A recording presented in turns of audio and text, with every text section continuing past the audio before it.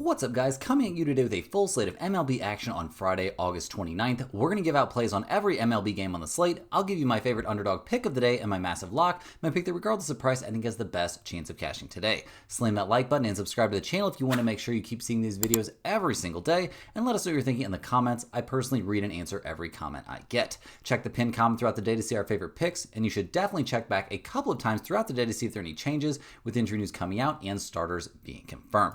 Yesterday, guys, it was a shorter slate, as often happens on Thursday, and it was a bit rough out there. Some weird stuff in the MLB today. We had the Brewers at -1.5 at a very nice +123, but out of nowhere, Quintana has one of his worst starts of the season, and despite the bullpen being lights out, the Brewers could not get it going at the plate against the Diamondbacks, one of the worst pitching staffs in all of Major League Baseball. So very annoying start to the day. We did cash the under there in that Rockies-Houston game. Under 9 was the easy win with a 4-3 win there for the Astros. Thanks to both starters being decent, both bullpens being absolutely elite, we cash that bet. So nice to put a win on the board. We had the no-run first inning there in that Cubs-Giants game, and it was annoying. Both starters really struggled out of the gate, with both teams managing to score in the first inning. Pretty tilting stuff to see them look good throughout the rest of the game after a rough first inning for both of them. So annoying. Obviously, we bricked that one. We had the Mets at -1.5. We got greedy out there today, something we will try to avoid in the future. Yeah, it didn't matter, though, because a dumpster fire game there from New York where they lose 7-4 and have 3 errors, and we see Holmes go out there and be decent, but Soto somehow getting on the mound once again for the Mets bullpen and getting completely dismantled, something that happens seemingly every time that dude ends up on the mound. We also had the Pirates at +110 as our dog of the day, a tough 4-1 loss. Ashcraft was actually very good over his 5 2/3 innings, but somehow Michaelis was great, and that Cardinals bullpen was lights out, which that's normal. We thought that would happen, but I thought Michaelis would struggle. He goes out there and has a great start. Now, we did cash our massive lock of the day. We ran it back there with the Red Sox at -170, a very close 3-2 win. Crochet wasn't amazing over his 6 innings. He was fine. The bullpen didn't give up a run. That allowed them to survive and get the win despite a very good game from the Orioles pitching staff overall, something we definitely didn't expect from Povich or from that Orioles bullpen. But we'll definitely take the win there. The lock of the day continues to look pretty good. So that's at least one positive from kind of a rough day. A nice winning day over there on the premium side. That's a nice thing as well. But we'll talk about that here in a little bit, guys. We're going to go ahead and dive in right now and look at our first game on a full MLB slate. We've got the St. Louis Cardinals going on the road to take on the Cincinnati Reds. The Cardinals come into this one fresh off a 4-1 win there over the Pirates. They went 2-2 in that series against Pittsburgh. Probably needed to sweep it to keep themselves, in the hunt here a little bit in the National League wild card race. They're going to hand the ball in this one to Matthew Liberatore. He's 6-11 on the year. This young left-hander fading down the stretch a little bit, a 4.27 ERA. His last 3 starts have not been great. He's not going deep into games anymore, and he's not really being that effective. His control problems seem like they had gone away. Then he walked 3 there against Tampa Bay, so that's not a great look, and gave up 4 earned runs. So we'll see what he can do here against the Pirates, a team that he hasn't faced since back in May, and he was excellent, but all of his starts were excellent back then, and recently it's been a bit rough. He did have a really bad start against Pittsburgh back in the very beginning of the season in April. So we'll see how Liberatore looks. Not expecting miracles from him.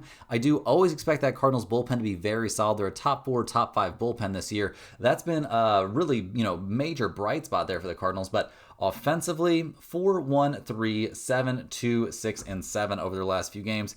They haven't been amazing at the plate. They're down to 16th in the majors in runs scored, 26th in slugging percentage. This team looked really good at the plate there for a while.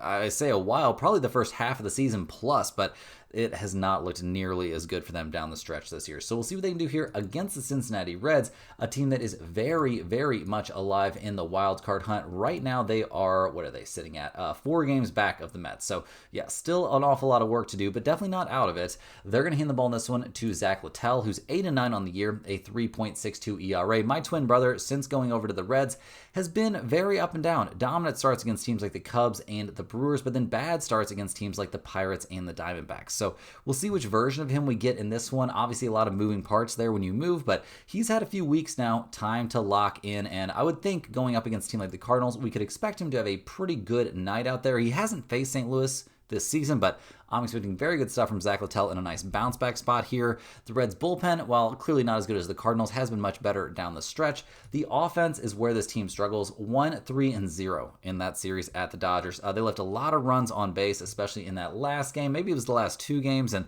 just really couldn't capitalize on the opportunities they had. This is a pretty decent offensive team overall. 13th in runs scored, but 22nd in slugging percentage and 18th in batting average.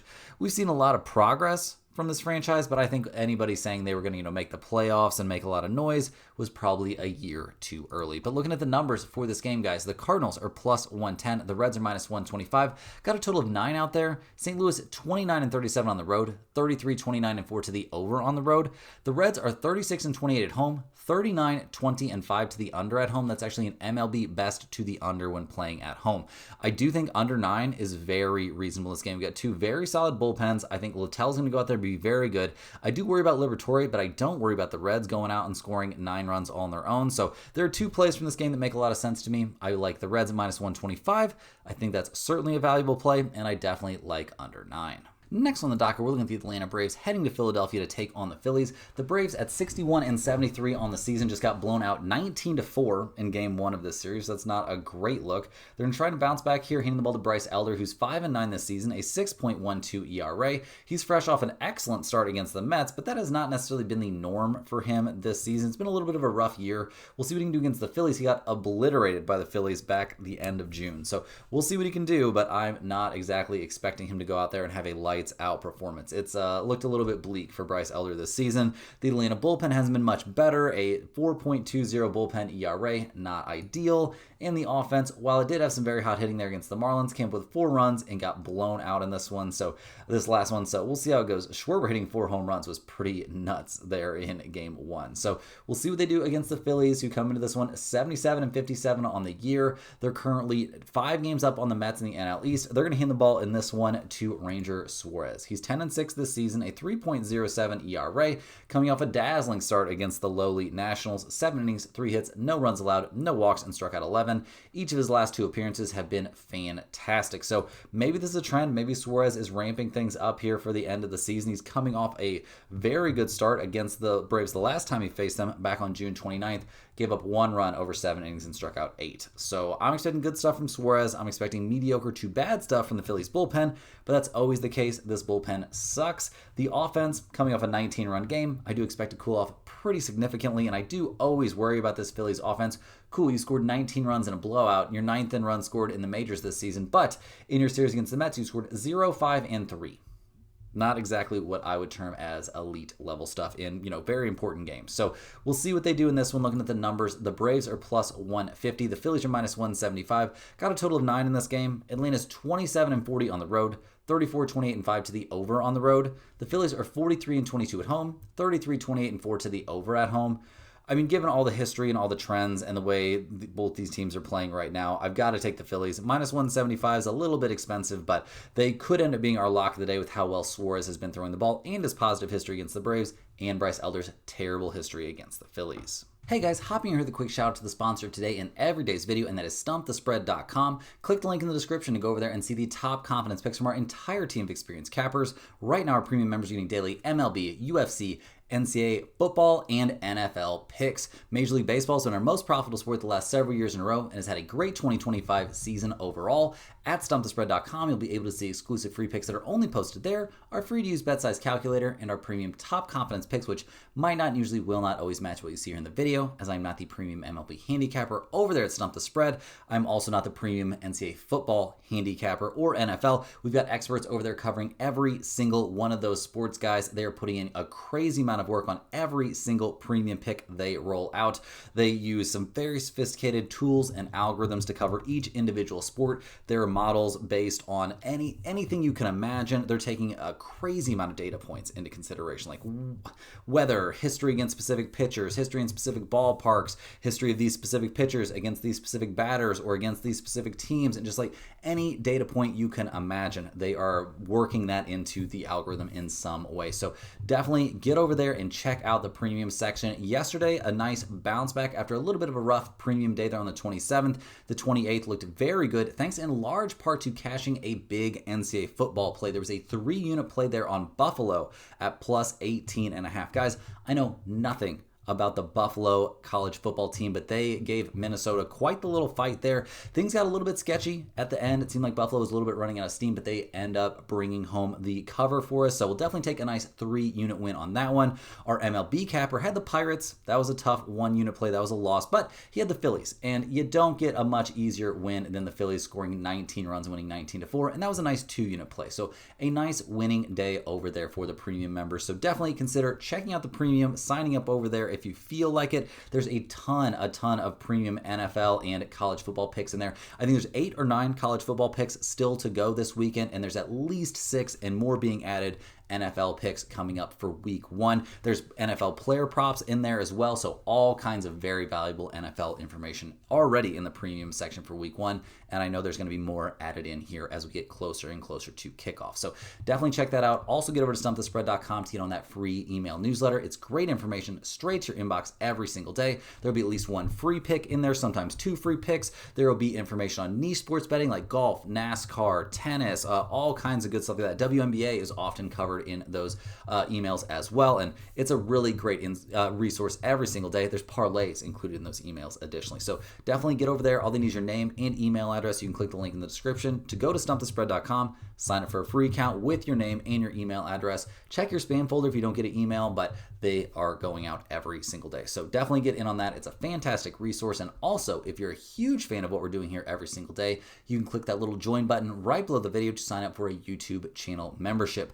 YouTube channel members get early access to all of our videos, get their name up on screen in every single video, but probably more importantly and more valuably, guys, you get entered in our members only giveaways. We spin a wheel every single week. I put the name of every single YouTube channel member on that wheel, and whoever the wheel picks, that person gets a Stump the Spread hoodie mailed straight to their mailbox. So definitely get in on that if you're interested, guys. But we've got a ton more games to cover here on a very busy MLB slate, so we're going to dive right back in. And next up, we've got the Tampa Bay Rays heading to Washington to take on the Nationals. The Rays come into this game probably pretty disappointed to have lost 2 out of 3 against Cleveland. They're currently still clinging to maybe the semblance of life there in the wild card race out there in the American League, but they're 7.5 games back. It's not looking too good.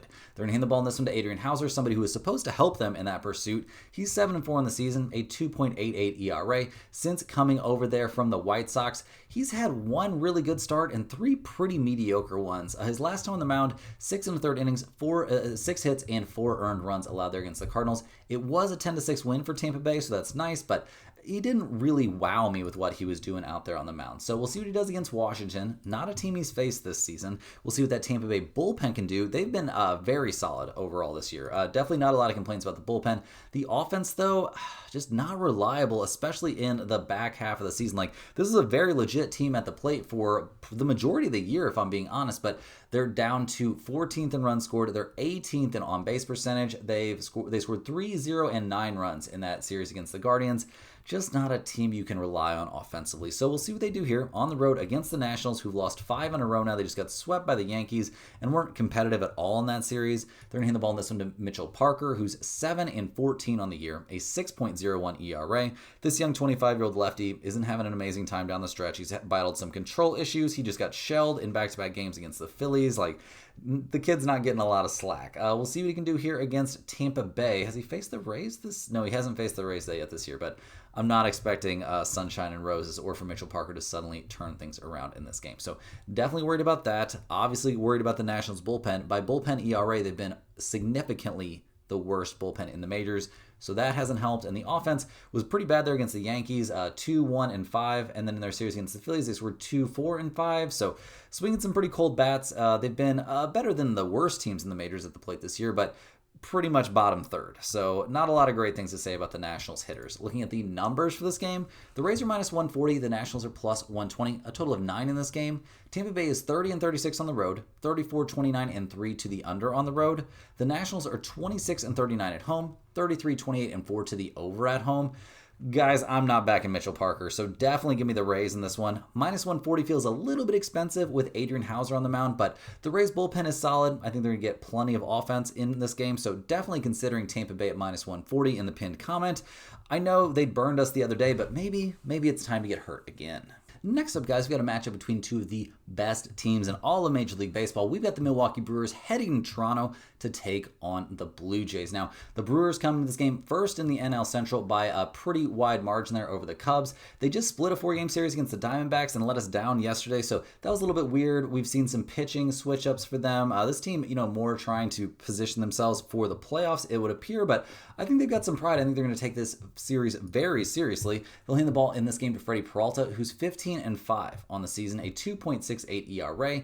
He's been lights out down the stretch, guys. Hasn't given up a run over his last 3 starts. The Brewers are only 2-1 over those 3 starts, but over his last 4, he's been nearly unhittable. So loving that if you're a Brewers fan, guys. Freddie Peralta's been great. We'll see what he can do here against Toronto. Not a team he's faced this year, obviously, but I think Peralta's going to go out there and be very, very good. The Brewers bullpen remains a little bit of an enigma. I mean, a 3.79 bullpen ERA is fine, but this has not been the best bullpen this season. Definitely not. So we'll see what they do. The offense has also taken a little bit of a step back over their last couple games. Hit the ball really well in the first 2 against Arizona, but not so great in the last 2 in that series. So, I mean, we'll see. They're obviously an elite level offense. They're second in batting average, second in on-base percentage. They scored the 3rd most runs in the majors this year. So we'll see what they do in Toronto, taking on a Blue Jays team who just won 2 out of 3 against the Twins. They've currently got a 3.5 game lead over at Boston. So they need to be taking these games very seriously down the stretch.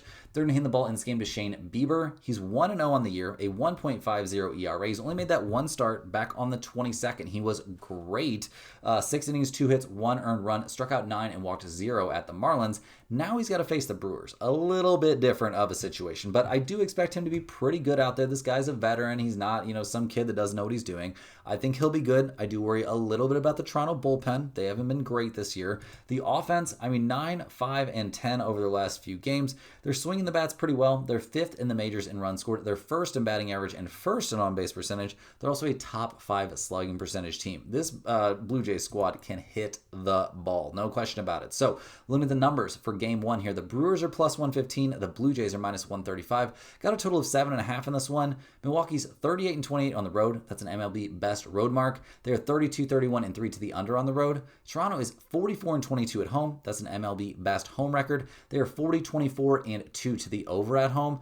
I don't think over 7.5 is crazy in this game. I think we'll see some offense, but I won't be backing that necessarily. In terms of a side, I'm going to lean just slightly towards Toronto at home, but I need to see how things materialize in this series. A lot of this is just based on Bieber's 1 good start and how hot the Toronto bats have been versus how cold the Brewers bats have been. But this isn't a pin comment play, guys. This is a very exciting series to watch, though.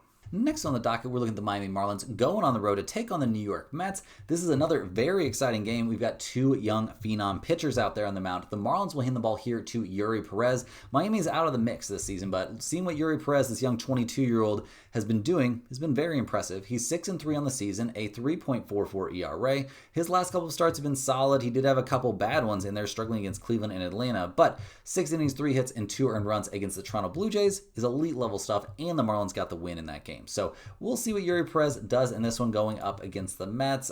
He hasn't faced them yet this year, so we'll see how that goes. The bullpen for the Marlins, not really filling me with tons of optimism. A 4.21 bullpen ERA is pretty weak stuff. The offense looked great in game 1 of this series, winning 7-4, so congrats on that. But they also took advantage of 3 costly errors there. 5 unearned runs scored in that game against the Mets. So thanks a lot, Mets. We took you minus 1.5, and that's what you give us. That was pretty pathetic. The offense for the Marlins, 20th in runs scored, 13th in batting average. This hasn't been a bottom-of-the-barrel offense, but also not a top-tier offense either. So we'll see what they do here against the Mets, who have hastened along, dominating prospect Tong. He's in the rotation now. We'll see what he does coming up from the minors. Very exciting to see this kid out there on the big league mound. Electric stuff. So we'll see how it goes.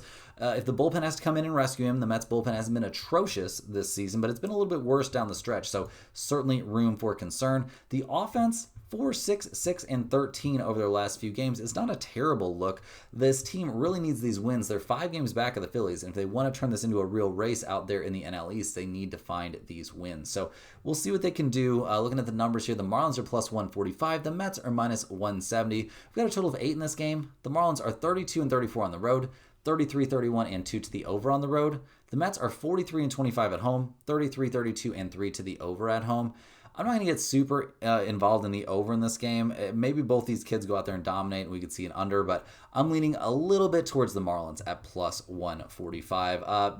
Maybe Tong goes out there and does amazing. Like I said, this won't be a pinned comment kind of play, but I do think fading the rookie coming up and backing Yuri Perez, who's been really good, makes some sense, but there's also, the Mets are probably going to be pretty embarrassed after yesterday, so maybe they lock in. So staying away from this one in general, let's see if we can find some greener pastures. Next up, guys, we're looking at the Pittsburgh Pirates going on the road to take on the Boston Red Sox. The Pirates at 59-76 this season are, barely competitive. I don't know. They've been okay at some different points. They did win 2 out of 4 there against the Cardinals, and they swept the Rockies, so congratulations, but you waited too long to play some decent baseball. You're well out of any sort of contention on the, they're not eliminated yet, but they're eliminated, guys. So we'll see what they do here, handing the ball to Skeens, somebody they probably don't want to run into the ground here at the end of another wasted season. He's 8-9 on the year, a 2.07 ERA, coming off a dazzling 7 innings, 3 hits, and no runs allowed there against the Rockies. It was the Rockies, so let's not freak out too much, but he threw the ball really well. He's been solid in most of his last few starts, although he did struggle a bit against the Brewers and a bit against the Rockies back on August 2nd.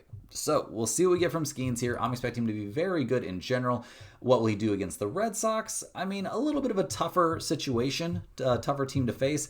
Obviously, the Pirates' bullpen has not been good down the stretch. That's been a bit of a problem, although they weren't horrible in that series against the Cardinals. The offense is terrible. 1-2-8, 6-4-5 over their last few is pretty hot hitting for the lowest scoring team in the majors. They are also last in slugging percentage. So I'm not expecting a ton to change for them at the plate now. They're taking on a Red Sox team that is currently 3.5 games back of Toronto, really trying to put the heat on the Blue Jays. They just swept the Orioles. If you enjoyed cashing Boston yesterday, once again as our lock of the day, slam that thumbs up button, guys. They're going to hand the ball in this one to young Peyton Toll. This young 22-year-old left-hander from Stillwater, Oklahoma, going to be, coming up, making his major league debut. We'll see how it goes. I'm expecting him to be pretty good out there, generally speaking. Now, I got to feel a little bit scary for your matchup to be going up against Skeens. That probably is a little bit scary. We'll see what he can do. The Red Sox bullpen's been excellent this year, so if he has to come out early, that bullpen can hop right in there and look very, very good. The offense for the Red Sox, 3-3-5-4 in that series against the Orioles. Not the best hitting, especially from a team that's been, pretty freaking good at the plate this year. They're 4th in runs scored, 7th in batting average, 7th in slugging percentage. They should be putting up more offense than that than against a team like the Orioles. What will they do here against Skeens and the Pirates? Well, they might not do much against Skeens, but they might do a lot against the Pirates bullpen. So looking at the numbers, I'm a little bit shocked. The Pirates are minus 110. The Red Sox are minus 110. The odds makers have this as a flip. We've got a total of 8 out there. The Pirates are 20-46 on the road, 38-25-3 to the under on the road. Boston's 41-25 at home, 35-29-2 to the under at home. I think this is too much respect here for Paul Skeens. I think Skeens is going to go out there and be great. You could maybe even take the Pirates in the first 5 if you wanted, but I think Boston's going to get after it here. They're due for a breakout offensive performance. Maybe it comes against Skeens. That's not impossible, but it could definitely come against that terrible Pirates bullpen. Next up, guys, we got the Seattle Mariners heading to Cleveland to take on the Guardians. The Mariners did just win 2 out of 3 against the Padres. They're keeping it very close out there with Houston in that very competitive AL West. They're 2 games back right now. Also, the Mariners, very locked in there in the wildcard situation. They've got a 3-game lead for the last wildcard spot there over the Royals, and they'd probably like to catch the Yankees, if I'm being honest. So we'll see what they can do here as they hand the ball to George Kirby. He's 8-6 this season, a 4.05 ERA, coming off an excellent start against the Athletics, where the Mariners managed to lose in extras. Start for that, he got dismantled by the Mets, but overall, he's thrown the ball pretty well this season. I'm not going to say it's been dominant or anything like that, but he had a great start against Cleveland early, or in the middle of June, so we'll see if he can replicate something of that in this outing. The Mariners bullpen's been decent, but not great this year, and a few hiccups down the stretch, up to a 3.84 bullpen ERA. The offense has obviously completely remade itself, thanks in large part to Cal Raleigh, who's already at 50 home runs, 107 RBIs. They're 11th in the majors in runs scored. They are 11th in slugging percentage, but 21st in batting average. So let's not overreact to what this team's doing at the plate too much. Now, they're taking on a Guardians team that did just win 2 out of 3 against the Rays. Desperately needed wins there. They are 5 games back of the Mariners, so this is a huge series here in the American League wildcard race. The Guardians will hand the ball to Logan Allen, who's 7-10 this year, a 4.35 ERA. He got shelled by the Rangers his last time on the mound, and while he's been decent recently, that did leave a bit of a bad taste in my mouth. We'll see what he can do against the Mariners. He hasn't faced them this year, and this is a pretty high-pressure situation to be putting a young 26-year-old in. So we'll see what he can do. Obviously, the Guardians' bullpen's been excellent this year. That's not a big concern, but the offense definitely is. They've scored 4, 3, 0, 0, and 0 over their last few games. This is not a well put together offense, guys. They're last in batting average. They're 29th in slugging percentage, 29th in on base percentage. Jose Ramirez is basically expected to carry this team. And I mean, 26 home runs, batting .284 with 68 RBIs. It's not terrible, but that does not carry a team level good at the plate. So look at the numbers here. I'm not too shocked to see the Mariners as favorites, but minus 160 feels like a lot. The Guardians are plus 135. We've got a total of 8 in this game. Seattle's 31 and 34 on the road, 36, 28 and 1 to the over on the road. Cleveland's 33 and 32 at home, 32, 30, and 3 to the over at home. Despite Cleveland not hitting the ball very well right now, I'm leaning pretty aggressively towards over 8. I don't like either one of these starters that much. Obviously, they don't have a lot of great history against each other or against their opponents, so that's not ideal, but I do think over 8 is very live in this game. If you're begging me for a side, I think the value is probably on the Guardians getting plus 135, but not a game where I'm very interested in the side. I like that total much more. Next up, we're looking at the New York Yankees. They're going on the road to take on the Chicago White Sox.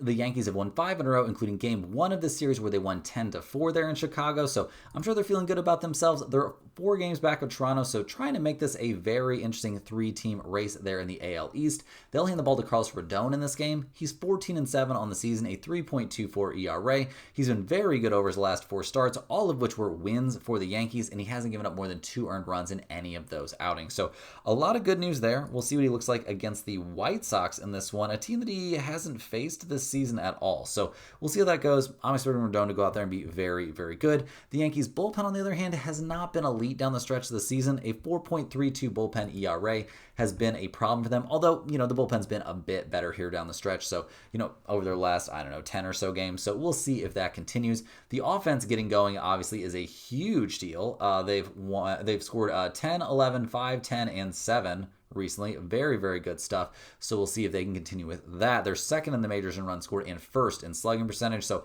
a lot of positives for the Yankees at the plate. That's not huge breaking news. So we'll see what they do against the White Sox, who've lost 3 in a row. They just, lost their last 2 against the Royals, lost game 1 against the Yankees, and they're going to hand the ball in this one to Yerendis Gomez. He's 3-1 on the year, a 4.73 ERA, coming off a pretty decent start against the Twins, but going against the Yankees, gonna be kind of a different situation. I'm not sure if he hasn't gone up against New York this season, but I am not expecting it to go great. I'm a little bit worried about Gomez in this spot. I'm definitely worried about the White Sox bullpen. A 4.10 bullpen ERA is not ideal, and the offense 4-1, 4, 7, 8, and 7 over their last few. They've honestly hit the ball okay.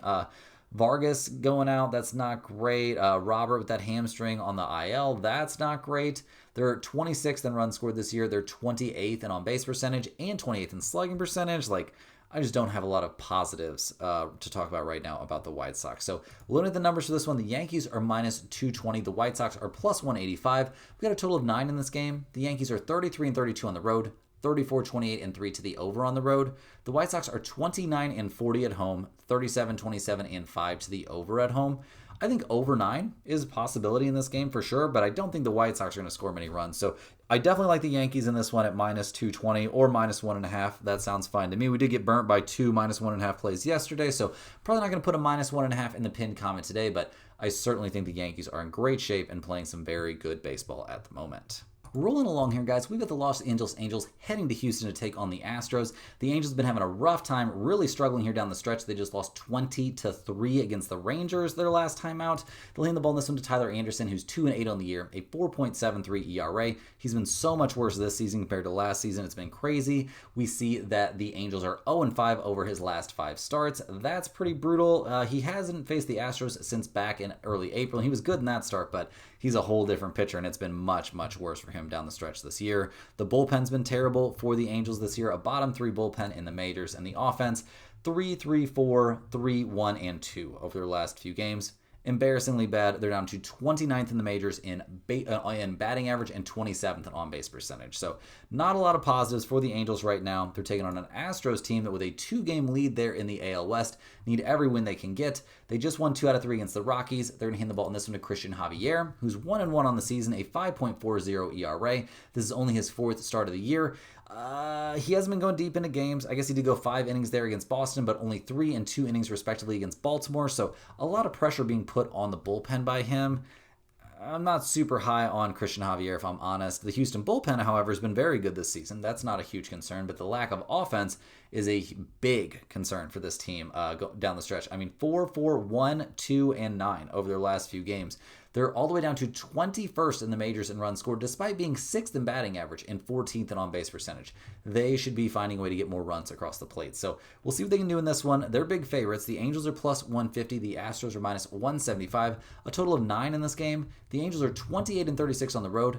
35-27-2 to the over on the road. Houston's 40-28 at home. 37-29-2 to the under at home. I feel like the Astros will find a way to win this game, but I'm not completely convinced. They could have lost multiple games there against the Rockies and did lose one.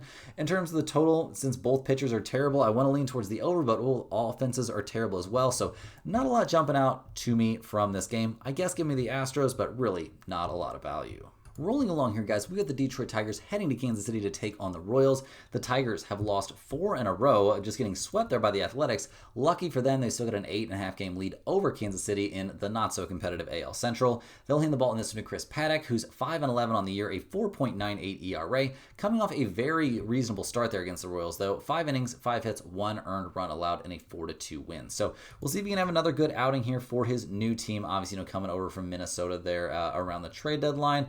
In terms of other history against the Royals this season, he doesn't exactly have any, so we'll see what Paddock looks like in this one.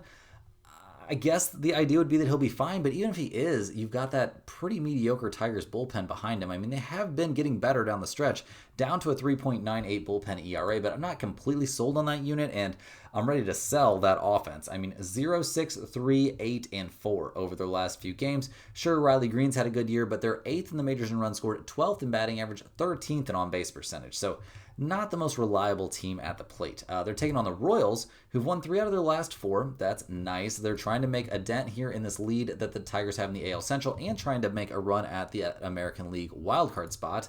They'll hand the ball to Seth Lugo in this game, who's 8-6 on the season, a 3.99 ERA. He got shelled by the Tigers the last time he faced them. Now, the Royals did eventually win that game 10-8, but it was not Seth Lugo's fault. So definitely worried about him in this matchup.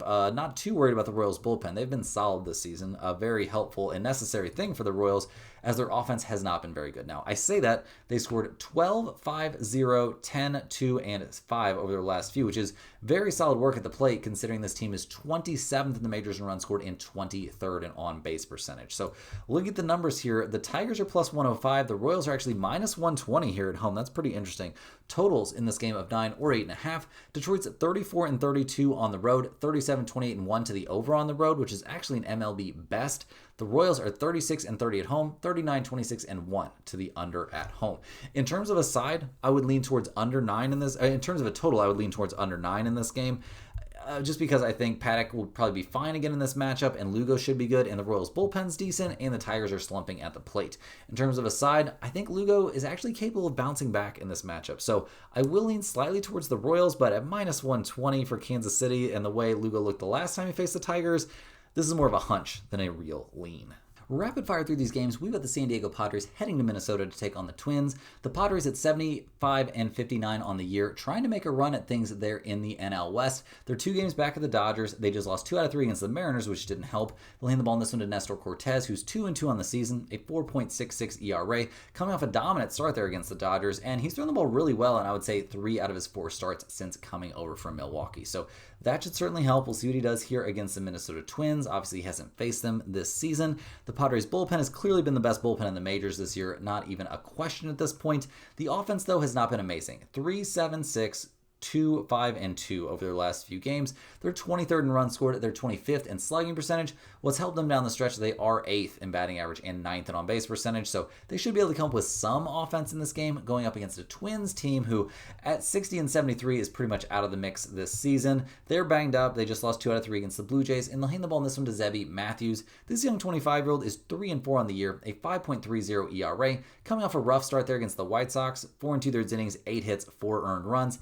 not what you want to see when you're about to take on a team that's, much better at the plate like the Padres. So we'll see what he can do, see what that Twins bullpen can do. It's been pretty bad. A 4.27 bullpen ERA does not fill me with confidence. Neither does the banged up offense, although they did score 8, 7, and 4 runs in that series against the Blue Jays. We won't talk about how they got shut out there at the White Sox. They're a little bit banged up, and they are 20th in on-base percentage and 24th in runs scored this year. So looking at the numbers for this game, the Padres are minus 125. The Twins are plus 105. Got a total of 8.5 out there. The Padres are 32 and 37 on the road, 38, 29, and 2 to the under on the road. The Twins are 31 and 37 at home, 32, 29, and 3 to the under at home. I'm not too interested in under 8.5 in this game, but I'll definitely take the Padres. Minus 125 is way too cheap. I know Zebby Matthews can have the occasional good game, but I think Cortez is going to be fine out there, and I think we'll see the Padres bats get the job done. Next up, guys, we're looking at the Chicago Cubs going on the road to take on the Colorado Rockies. The Cubs just got swept there at the Giants. Not exactly a great look. They'll hand the ball in this one to Cade Horton, and the Cubs need these wins, guys, to stay, to keep their position atop the National League wild card situation. They're not going to catch the Brewers, but I guess it's not impossible, but they're going to hand the ball to Cade Horton in this game. He's 8-4 on the year, a 2.88 ERA. This young 24-year-old has looked borderline unhittable, giving up 2 earned runs over his last 5 starts. Extremely dominant stuff. We'll see what he looks like here against the Rockies, but I could see him go out there and throw in a no-hitter. That doesn't seem impossible to me. So we'll see. The Cubs bullpen's been excellent this year most of the time. Down the stretch, looked a little bit more hittable, but still not terrible. The offense was looking like one of the best offenses in the majors, and it's just kind of dried up. They're down to 7th in runs scored, 15th in batting average, 12th in on-base percentage. They scored 3, 3, and 2 runs, respectively, in that series against the Giants. Not swinging the hottest bats. So we'll see what they do here against the Rockies, who are obviously historically bad. They've lost 6 of their last 7, and they'll hand the ball in this one to German Marquez. He's 3-11 on the year, coming off the IL with that bicep thing. His last time on the mound, he struggled against the Twins. Time for that, he did have a good outing against the Reds, but he's been very all over the place, and now he's got to face the Cubs, a team that was actually really good against over 6 innings. 6 innings, 7 hits, 2 earned runs against Chicago back on May 27th. So we'll see how things go in this one. Looking at the numbers for the Rockies bullpen, obviously they're atrocious. One of the worst bullpens in the majors. Their offense is not much better. Maybe the worst offensive team in the majors as well. They're last in on-base percentage and second to last in runs scored. So the odds makers of the Cubs is big favorites. They're minus 235. The Rockies are plus 195. We got a total of 11 in this game. The Cubs are 35 and 33 on the road, 32, 31, and 5 to the over on the road. The Rockies are 21 and 45 at home, obviously an MLB worst. They are 33, 31, and 2 to the under at home. I think under 11 is very live in this game. I don't think we're going to see some big, crazy offensive outburst from the Cubs the way they've been swinging the bats recently. And Marquez has good history against them. I do worry about the bullpen situation, but I also think Cade Horton's going to go out there and maybe shut out the Rockies. So I definitely think under 11 is fine. And if you want to take the Cubs or take a minus 1.5, that's all right with me. Next on the docket, we've got the Texas Rangers going on the road to take on the Athletics. Seager having that appendectomy, that is a real bad beat there for the Rangers. They have won 5 out of their last 6, though. They'll hand the ball in this one to Jack Leiter, who's 8-7 this season, a 3.81 ERA. He shut out Cleveland over 7 innings his last time on the mound, so very good stuff. And honestly, he's been pretty solid over his last 5 outings. Going 7 innings isn't something this kid has done very often. The last time he did it was in mid-May, and then had a mediocre start against the White Sox right after. So we'll see what he can do here against the Athletics, a team that he had a pretty decent start against back in late July. The bullpen for the Rangers has been solid all year long. I'm not worried about them at all. The offense, though, especially without Seager, I know they're coming off a 20-3 win against the Angels, but I'm not expecting them to put up double-digit runs in this game. It seems like kind of a big ask. They are not a great offensive team. So looking at their opponent here, the Athletics, they just swept the Tigers. Crazy stuff there. They're going to hand the ball to Jeffrey Springs in this game, who's 10-8 on the season, a 4.15 ERA, but he's been throwing the ball really, really well. I mean, I guess he did have 2 bad starts, but his last time on the mound, 5 1/3 innings, 2 hits, 1 earned run against the Mariners. In terms of history this season against the Texas Rangers, has he faced them this year? Oh yeah, he faced them back the first day of May and was lights out. So I don't know. Expecting pretty good stuff from Springs in this game. The Athletics bullpen, however, has been terrible, but did look good in their last series there against the Tigers. The offense, 7-7-8, 4-2, and 2. Hitting the ball really, really well over their last 3. A total of, 22 runs over 3 games? Yeah, that's pretty good. They're 12th in runs scored this year. They're 4th in batting average and 4th in slugging percentage. This team has some really exciting young bats on the roster. So looking at the numbers for this game, guys, the Rangers are plus 115. The Athletics are minus 130. We've got totals out there of 10 or 10.5. The Rangers are 26-40 on the road. They are 34-31-1 to the over on the road. The Athletics are 29-37 at home, 33-29-4 to the over at home. I don't care about those trends. I love under 10.5 in this game. I don't think we're going to see some crazy amount of offense with Springs and Leiter on the mound. They've both been throwing the ball well.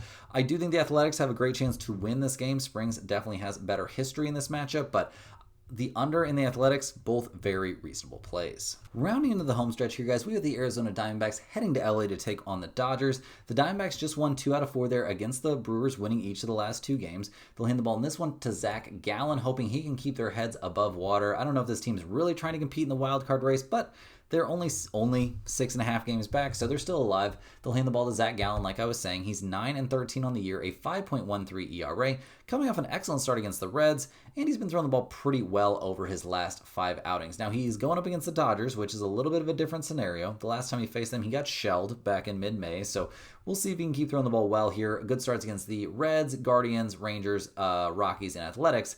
Not exactly the same thing as making a good start against the Dodgers. The bullpen for this Arizona team has been terrible all year long. That's not a secret. The offense, though, has been pretty good. They weathered the storm there, selling off a lot of their better bats at the trade deadline, and they've maintained things pretty well. They've still hit the ball pretty well since being, kind of big-time sellers there at the trade deadline. So we'll see what they do here against the Dodgers, who've won 4 in a row. Ohtani looking really, really good over his 5 innings on the mound. That's a huge step in the right direction for Dodgers fans. They're going to hand the ball in this game to Blake Snell, who's 3-2 on the year, a 1.97 ERA, coming off a very good start against the Padres. 7 innings, 6 hits, and 2 earned runs. Now, the Dodgers did lose that game 2-1, but over his last 5 starts, they're 3-2, and he really has thrown the ball really well in those outings. So I'm expecting pretty good stuff from Blake Snell. He hasn't faced Arizona either this year, but I think he's going to be just fine out there. The Dodgers bullpen, on the other hand, has been improving, but it's not an amazing bullpen unit. The offense maybe is coming around 5, 6, 7, and 8 over their last few games. They're first in the majors in runs scored. They are 5th in batting average. Freeman missing that game with a neck issue. Maybe he'll be back for this one. That would definitely be a positive. Looking at the numbers here, the Diamondbacks are plus 165. The Dodgers are minus 200. A total of 8.5. Arizona's 32-37 on the road, 33-32-4 to the over on the road. The Dodgers are 44-24 at home, 38-28-2 to the over at home. I think over 8.5 is live in this game for sure. I think we'll see plenty of offense. In terms of a side, I'm definitely not backing the Diamondbacks in this spot with how well the Dodgers have been playing. So give me the Dodgers here, but probably not a pinned comment play kind of situation. Last but not least here, guys, we're looking at the Baltimore Orioles heading to San Francisco to take on the Giants. The Orioles just lost all 4 games there against the Red Sox. That's got to feel a little bit brutal. They're going to hand the ball in this one to Dean Kremer, who's 9-9 on the year, a 4.19 ERA. His last start was one of his worst recently. 5 innings, 7 hits, and 6 earned runs allowed there against the Astros. That's a pretty bad look because the Astros not that great at the plate. So we'll see if he can bounce back here and have a good start against the Giants. Not the hardest hitting team out there, that's for sure. He hasn't faced them this year, so we'll see how it goes. The Orioles bullpen, a 4.64 bullpen ERA. Okay, fine. Pretty bad. That's been the case for them all year long, so we'll see if they can improve at the end of the year. They weren't terrible in the bullpen there against the Red Sox necessarily, but scoring 2-0, and 3 runs over that series really puts you in a bad spot. They're down to 22nd in the majors in batting average, 26th in on-base percentage. Gone is that dominant Orioles offense of last season. So we'll see what they do against the Giants, who are playing some of their best ball of the season. They just swept the Cubs after winning 2 out of 3 against the Brewers. They are still in the mix technically. They're 6 games back in the National League wild card. So got a lot of work to do. They'll hand the ball in this one to Robbie Ray, who's 10-6 this year, a 2.93 ERA. Coming off a mediocre start there against the Brewers, but 5 innings, 6 hits, and 3 earned runs against the Brewers isn't all that bad. He did walk 4 and strike out 0, though. Very uncharacteristic of him to have control issues. He's been very solid this year. Very, very solid. I don't believe he's faced Baltimore. No, he has not faced Baltimore this year. So a new opponent for him, but I'm expecting Robbie Ray to go out there and be very good. The bullpen for the Giants has been solid all year long. Probably the second best bullpen overall in the majors over the entire season. I don't think that's any sort of exaggeration. Now, the offense has been atrocious this year for the Giants, but 4-12-5, 4-7, and 4 over their last few games is not terrible. They're 25th in runs scored, they're 28th in batting average, but they're swinging what for the Giants are some pretty hot bats. So looking at the numbers here, guys, the Orioles are plus 135, the Giants are minus 160. We've got a total of 7.5. Baltimore's 29-37 on the road, 41-23-2 to the under on the road. That's an MLB best to the under. The Giants are a 500 team at home. They're 38-25-3 to the under at home. I like no run first inning in this game quite a bit. I don't think that's out of the question. I don't think we're going to see very much offense, and I also like under 7.5. I don't think either. I think we're going to see a bounce back from Kremer. Robbie Ray's going to keep doing his thing. In terms of a side, I will take the red hot Giants to win this game, but I'm not super convinced. This isn't a team that's, can put up enough offense that I'm convinced they're just going to lock down wins. Guys, that's all the games we have here for today. Hit that like button for good luck on all of your bets and subscribe to the channel if you're new. Let me know in the comments any questions you have on today's slate. I'm more than happy to get back to you. Thanks for watching. Click the link in the description to check out stumpthespread.com. Check out those premium MLB, premium NFL, and premium NCAA football picks that are all loaded up over there just waiting for you in the premium section. Also get over there to get on that free email newsletter. Guys, we'll see you right back here tomorrow, same time, same place for more sports betting action.